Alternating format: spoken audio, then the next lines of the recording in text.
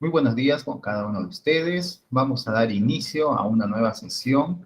En esta oportunidad hablaremos sobre las propiedades del texto. Para poder entender qué son las propiedades del texto, debemos remontarnos principalmente al proceso de elaboración de un texto. Por eso que el día de hoy vamos a conocer, en este caso, algunas propiedades textuales como la adecuación, corrección, coherencia y la cohesión. ¿Qué son las propiedades del texto? Las propiedades del texto constituyen esas formalidades que ayudan a los autores o escritores a poder garantizar la comprensión, el entendimiento por parte de los receptores. Es así que alguna de las propiedades que nosotros debemos cumplir cuando producimos un texto son pues estas cuatro que habíamos mencionado inicialmente: coherencia, cohesión, adecuación y la corrección gramatical. Empezaremos analizando la adecuación. La adecuación es una propiedad que adecua principalmente un texto a una situación comunicativa. Esto es pues vinculado con las intenciones que tiene el autor, las características del lector, el marco en el que se desarrolla el proceso de escritura, el canal, el tema y también el registro que se va a utilizar para poder expresar las ideas. ¿Cómo podemos verificar la adecuación de un texto? Planteándonos las siguientes interrogantes. Por ejemplo, ¿quién produce el texto? ¿Con qué intención? ¿A quiénes o a quién va dirigido? ¿En qué situación se encuentran los interlocutores, tanto autor como lector? Estas preguntas nos ayudan a, principalmente, adecuar nuestro texto a una determinada situación comunicativa. Por ejemplo, en el contexto universitario, los que producen los textos pueden ser estudiantes o docentes. En este caso, la situación comunicativa nos orienta hacia un enfoque meramente académico, es decir, la producción de contenido o de conocimiento. Esta propiedad es considerada extratextual. Para ello, se puede tomar en cuenta los siguientes aspectos. En primer lugar está la presentación. En la presentación, el autor va a verificar la tipografía y la disposición. La primera está referida al tipo de letra, ya sea empleo de algunas cursivas, negritas, subrayados, entre otros más. Y la disposición se vincula con el espacio o la presentación de su texto.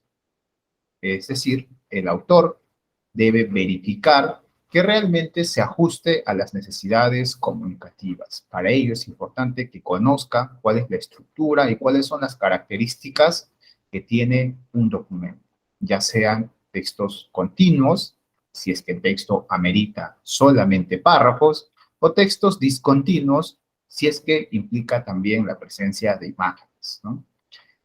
Después tenemos el propósito. En cuanto al propósito, se vincula con la intención comunicativa del autor. Depende mucho qué es lo que pretende alcanzar, ya sea informar, argumentar, describir, narrar, etc. Por ejemplo, en el ensayo académico, si bien es cierto, dentro del ensayo académico vamos a encontrar información objetiva como parte de la argumentación, lo cierto es que la intención comunicativa que tiene el autor se centra principalmente en argumentar, en convencer, en persuadir.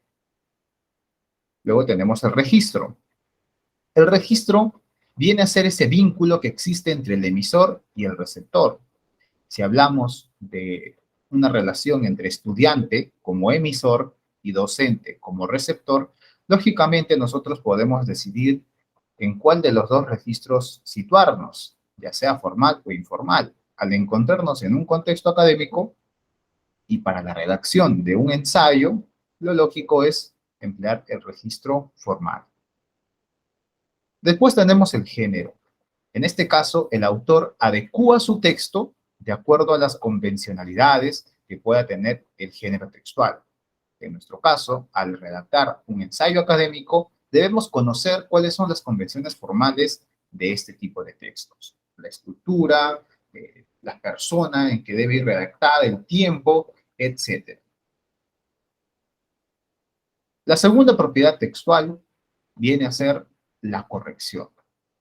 La corrección se da al final del proceso de escritura. La corrección garantiza que el texto se pueda entender, pero que además tenga coherencia y cohesión. Las características textuales deben adecuarse necesariamente a la norma lingüística, es decir, a las formalidades que se establecen en un idioma. En nuestro caso, la entidad o la institución que nos ayuda a verificar esto es la Real Academia Española. Cuanto más se adecua un texto a las normas de un idioma, podemos decir de que tiene mayor corrección. Tenemos aquí dos ejemplos de un texto con menor corrección y un texto con mayor corrección.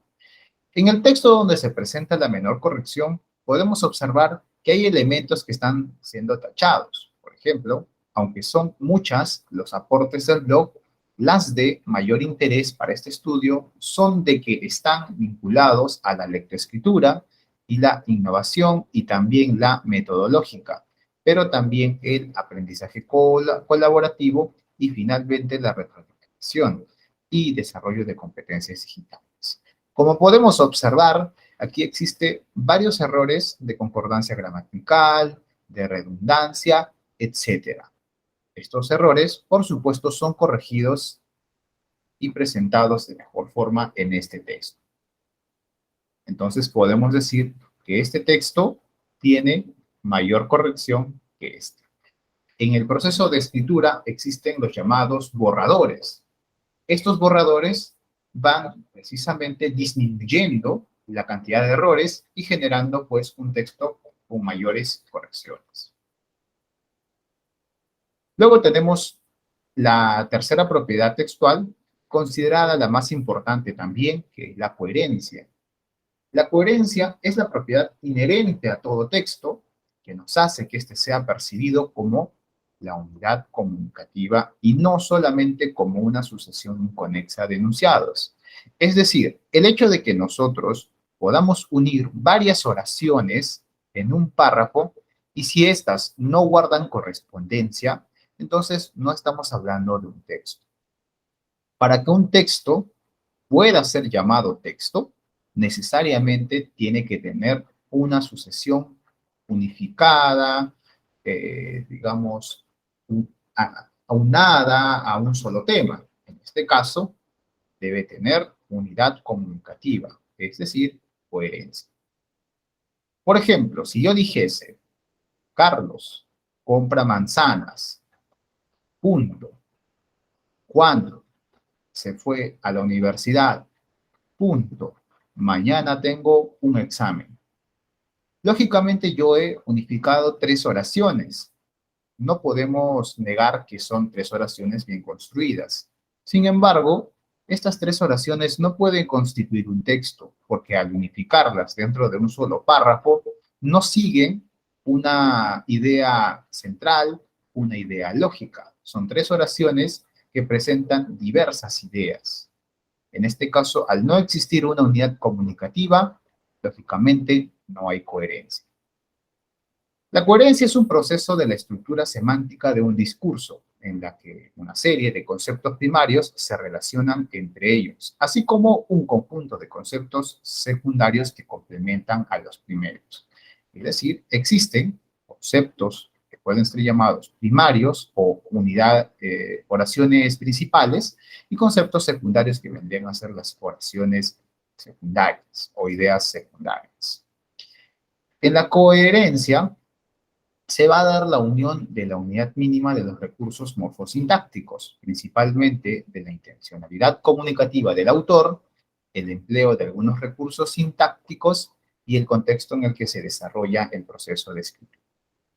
Para identificar la coherencia, podemos plantear las siguientes interrogantes. ¿Cuál es el contenido global del texto? ¿De qué trata el tema? ¿Cuál es la relación existente entre los subtemas y temas? ¿A qué tipo de texto pertenece? Existen dos elementos dentro de los cuales se sitúa la coherencia. El primero es la información. Para que un texto sea coherente debe tener un tema o idea global. Los párrafos se relacionan porque tratan un aspecto del tema. El contenido del texto debe guardar relación y seguir las siguientes reglas. Existen 4 reglas dentro de la información que presente el autor en su texto. La primera regla es de repetición. El tema se retoma en todo el texto, mediante el empleo de sinónimos, campos semánticos, entre otros. Es decir, en la redacción académica, el autor tiene la posibilidad de volver a repetir en los distintos párrafos el tema, pero no siempre utilizando el mismo término. Por ello, se recomienda utilizar términos que pertenezcan al mismo campo semántico o que sean pues sinónimos. Luego tenemos reglas de progresión temática. En este caso, el texto aporta nuevas ideas e información vinculada al tema. Una de las grandes ventajas que nosotros como autores tenemos es que podemos ir agregando una idea tras otra y complementar la idea anterior. A esto es lo que se conoce como progresión temática.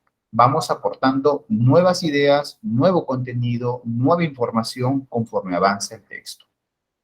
Por supuesto, todo esto debe estar vinculado a un tema. La regla de no contradicción implica que si nosotros asumimos alguna postura o alguna idea dentro de nuestro texto, debo verificar que no haya una idea opuesta. Debo ser muy coherente en el sentido de la lógica que esté siguiendo en la redacción de mi texto. En el caso del ensayo académico, si tomamos una postura, es decir, una tesis, esa tesis es la que debo defender. No puedo contradecir mi tesis en mi texto académico. Regla de relación. Los enunciados tienen relación ya sea con el mundo imaginario o con el mundo real. Debe existir una correspondencia. No podemos realizar afirmaciones que no estén relacionadas con nuestro mundo actual. El segundo componente que se da dentro de la coherencia también está la estructura. En este caso, implica la forma en cómo el autor va a organizar el contenido o la información que tiene. Esto, por supuesto, se puede desarrollar de dos diferentes maneras. En primer lugar, siguiendo un método deductivo, se puede elaborar párrafos analizantes o siguiendo un método inductivo, párrafos sintetizantes. En el primer caso, los párrafos analizantes implica que el autor presente inicialmente su tesis y que lo vaya desarrollando en el texto. En el siguiente caso, será de manera inversa. La idea más importante no va a aparecer al inicio, sino aparece al final a manera de conclusión. En cuanto a los textos académicos, es preferible y recomendable que se utilice este tipo de párrafos, los párrafos analizantes, siguiendo un método deductivo o una lógica deductiva, donde se plantee la idea principal al inicio y en el transcurso de los párrafos o de las ideas siguientes se puedan complementar esta idea. La cuarta propiedad textual es la cohesión. Esta propiedad guarda una relación inherente con la coherencia. Y es que ambas dan garantía de que el texto tiene unidad textual y el texto se puede entender. La cohesión es la propiedad del texto que hace que las oraciones se encuentren relacionadas. A ello va a emplear diversos recursos lingüísticos, lo que nosotros vamos a conocer como los mecanismos de cohesión. Existen 3 grandes grupos para los mecanismos de cohesión. Están los mecanismos de cohesión gramatical, mecanismos de cohesión conjuntiva o de conjunción, o mecanismos de cohesión léxica. En este caso, podemos observar en este diagrama los tres grupos de mecanismos de cohesión. Y dentro de cada grupo tenemos los elementos que permiten la cohesión en un texto académico o, bueno, puede ser también cualquier otro texto. Vamos a iniciar analizando el primer grupo, que es la cohesión gramatical. En este caso encontramos a la referencia. La referencia establece relación entre un elemento del texto y otro elemento. Esto básicamente es una característica que nos ofrece la cohesión gramatical, ya que ésta depende de las funciones de las palabras, de los grupos sintácticos que se forman en ella, y que permiten construir enunciados y realizar interpretaciones basándose en las categorías gramaticales. Esta misma premisa es tomada por la referencia, ya que establece relación entre dos elementos, pero que pertenecen a las mismas categorías gramaticales. En este caso, existen dos tipos de referencias. Están las referencias endofóricas y las referencias exofóricas. ¿Cuál es la diferencia entre las dos? Las referencias endofóricas establecen una relación biunívoca que pueden tener dos elementos que aparecen en un mismo texto, mientras que las referencias exofóricas no recurren o no aluden a componentes que se encuentren en el texto, sino a componentes extralingüísticos, fuera del texto. Veamos un ejemplo de referencia endofórica. Uno de los centros comerciales para hacer compras, comer o divertirse en Tacna es Solari. En este lugar, los jóvenes acostumbran a entretenerse con el juego llamado Pumping Up, que consiste en una simulación de baile. Si nosotros nos ponemos a analizar este párrafo, nos podemos dar cuenta de que la palabra Solari está siendo referenciada por centros comerciales y por en este lugar.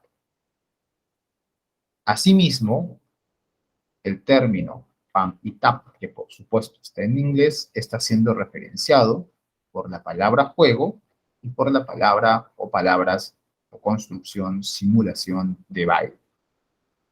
Es decir, las referencias se realizan entre palabras que aparecen en el mismo texto. A eso le llamamos referencia endofórica. Mientras que una referencia exofórica no alude a un elemento que aparezca en el texto, como bien lo habíamos mencionado, sino al conocimiento que pueda tener la audiencia o el lector. En este caso, veamos el ejemplo. Julián dijo que irá a Solari. Siempre lo hace cuando termina sus tareas de la universidad. Ahora es un experto bailarín. En este caso, el autor no nos brinda una pista de lo que es Solari, como sí se hizo en el ejemplo anterior.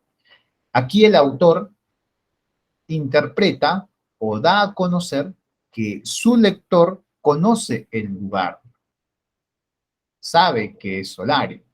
Por ejemplo, en la localidad de Tacna, los habitantes son conscientes de que Solari es un centro comercial de entretenimiento. Lógicamente, una persona que desconoce el lugar no va a poder entender esta referencia exofórica. Por ello es que el autor debe ser muy consciente de quién lo va a leer. Si el autor es consciente de que su lector constituye una persona que radica en la misma localidad, se puede utilizar este tipo de referencias. Pero en caso de que no, no es recomendable hacerlo. Dentro de las referencias endofóricas, precisamente las que mencionábamos, que se hacía referencia entre dos términos que aparecen en un texto, se puede presenciar dos grupos. Están las referencias endofóricas de tipo anáfora o anafórica y las de tipo catáfora o catafórica. Se dice que son anáforas cuando la palabra que se está haciendo referencia ya se mencionó previamente en el texto. Por ejemplo, quisiera sacar mi título profesional antes de 2026. Es un documento importante para elaborar. En este caso, la palabra a la que se está haciendo referencia es título profesional. Generalmente se hace referencia a un término que es más individual, más puntual y no tan genérico, ¿bien? Para hacer referencias se recurren a términos un poco más genéricos. En este caso, entre título profesional y documento, lógicamente documento es una palabra más general y título profesional es más específico. Por eso es que se dice que documento hace referencia a título profesional. Es anáfora o anafórica porque primero se mencionó la palabra, en este caso título profesional, y luego un término que está haciendo referencia a la palabra. En cambio, en una catáfora o referencia catafórica sucede al revés. La palabra a la que se está haciendo referencia no aparece al inicio, sino aparece después. Por ejemplo, necesito redactar un texto indispensable para graduarme. Sin duda debo empezar desde ahora a hacer mi tesis. Tengo las palabras texto y tengo la palabra tesis. En este caso, entre los dos, el más específico es tesis. La palabra tesis no aparece antes, como en el caso anterior, sino aparece después. A eso se le conoce como catáfora. El término general aparece antes y el término específico aparece después. De este modo. Otro de los elementos es la sustitución. La sustitución constituye básicamente reemplazar o sustituir un término por otro que tengan un contraste similar, es decir, que pertenezcan a la misma categoría de preferencia, ¿no? O se puede utilizar un término que pueda reemplazar a otra categoría. En este caso tenemos sustitución según cláusulas, por ejemplo, habrá sequía. Esta cláusula es reemplazada por el término eso. Eso dicen. Habrá sequía, eso dicen. Luego tenemos verbos. ¿Quién miente? Ella siempre lo hace. En este caso se está reemplazando un verbo por otro. También tenemos sustantivos. La Revolución Francesa intentó poner fin a la monarquía. El hecho no tenía precedente alguno. En este caso se está reemplazando o se está sustituyendo dos términos, ¿no? Revolución Francesa. Después tenemos la elipsis. La elipsis constituye el reemplazo por la nada o por el vacío. En este caso, el autor apela al conocimiento inferencial que puede tener el lector. Veamos el ejemplo. La Revolución Francesa intentó poner fin a la monarquía. A pesar del espíritu de libertad presente en los intelectuales de la Ilustración, no tenía precedente alguno, razón por la cual despertó un gran asombro entre la población europea. Donde aparece este símbolo de vacío, debería ir en realidad el término o los términos Revolución Francesa. ¿Bien? Sin embargo, colocarlos implicaría mucha redundancia. Por ello es que el autor recurre a la conjugación del verbo para que su lector pueda entender a qué se está refiriendo con sus enunciados. El segundo grupo lo constituye la cohesión por conjunción. La función de este grupo de mecanismos está vinculado con la unificación de las proposiciones o de las ideas que plantea el autor en el texto. Para ello, utiliza distintos elementos que establezcan esa relación lógica, conocidos también como conjunciones. Tenemos algunos tipos de adición, de adversación, de causa, entre otros más. Por ejemplo, en adición, algunas de las conjunciones que podemos utilizar pueden ser y, también, tampoco, o bien, además, adicionalmente, otra cosa, agregado a esto, incidentalmente, a propósito, entre otros más. Por ejemplo, el estudio no es una garantía de felicidad, tampoco de éxito. Aquí lo que está haciendo el autor es agregar una idea adicional. En el caso de la adversación, Aquí lo que se busca es plantear una oposición de un enunciado respecto a otro. Se pueden utilizar algunas conjunciones como aún, aunque, sin embargo, no obstante, a pesar de esto, entre otras más. Por ejemplo, muchos postularon a la universidad, sin embargo, solo pocos ingresaron. Aquí se ha utilizado el sin embargo, aunque también se podría utilizar otros términos, por ejemplo, no obstante, pero, que son algunas de sus más o menos similares conjunciones que cumplirían la misma función. Otro grupo es el de causa. Aquí tenemos ejemplos donde podrían, digamos, señalarse causas generales o causas más específicas, de acuerdo a las necesidades que tenga el autor. Algunas conjunciones que se encuentran dentro de las causas generales son, por lo tanto, de ahí que, en consecuencia, entre otros. Mientras que las causas específicas se pueden clasificar en razón, resultado, propósito y condición.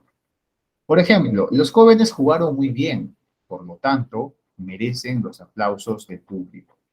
Bien, podría reemplazar esto mediante la conjunción en consecuencia, o por consiguiente merecen los aplausos del público, o en consecuencia merecen los aplausos del público. En este sentido, el autor es capaz de utilizar cualquiera de las conjunciones que vea conveniente. Interesa mucho el estilo de redacción que tiene. Tenemos también las de tipo temporal o de temporalidad, donde las conjunciones se pueden clasificar como simples, complejas o conclusivas. Por ejemplo, el confinamiento o aislamiento social ha generado un atentado contra la economía de las personas más pobres. Mientras tanto, en el caso de los adinerados, esto no fue así. Y podemos observar que se ha utilizado una conjunción de simultaneidad. Mientras tanto, podría yo reemplazarlo por otro que cumpla la misma función.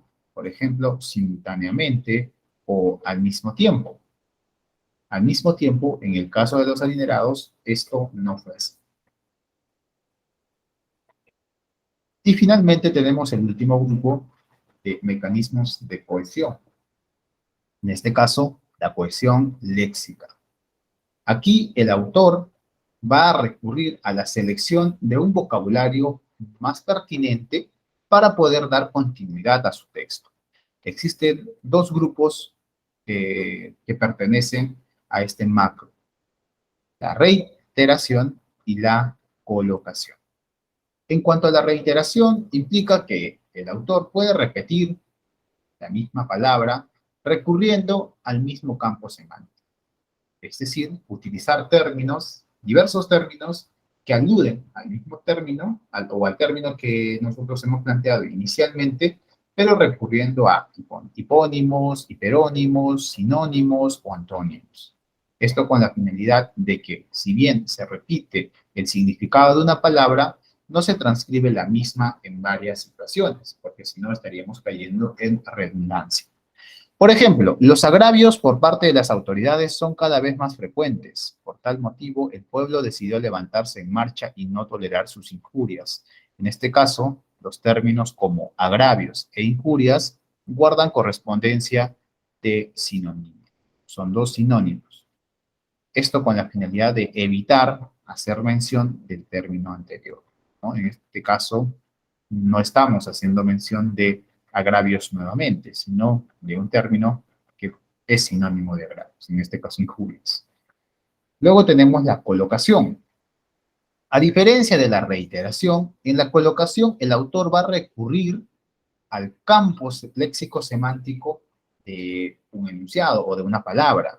Por ejemplo, el trabajo en equipo de la comunidad escolar es fundamental en la escuela. El director lidera y orienta el trabajo escolar, los docentes contribuyen con el proceso de enseñanza-aprendizaje, los padres velan por el bienestar de sus hijos y los alumnos por el logro de los objetivos planteados. En este caso, lo que se está haciendo es referencia a los componentes que constituyen en realidad la comunidad escolar. Porque de lo contrario, si no tuviésemos esta estrategia o este mecanismo, lo que haría el autor sería mencionar en varias oportunidades el término comunidad escolar, indicando que en la comunidad escolar se lidera y orienta el trabajo escolar, en la comunidad se contribuye con el proceso de enseñanza-aprendizaje, en la comunidad escolar se vela por el bienestar de los hijos y en la comunidad escolar se buscan lograr los objetivos planteados. En este caso, no se pretende repetir en varias situaciones el término comunidad escolar y se recurre a un campo léxico-semántico. En este caso, términos como director, docentes, padres y alumnos pertenecen al mismo campo semántico que comunidad escolar. Esto nos permite utilizarlos y evitar la redundancia textual. Muchas gracias por su atención. Hasta la próxima.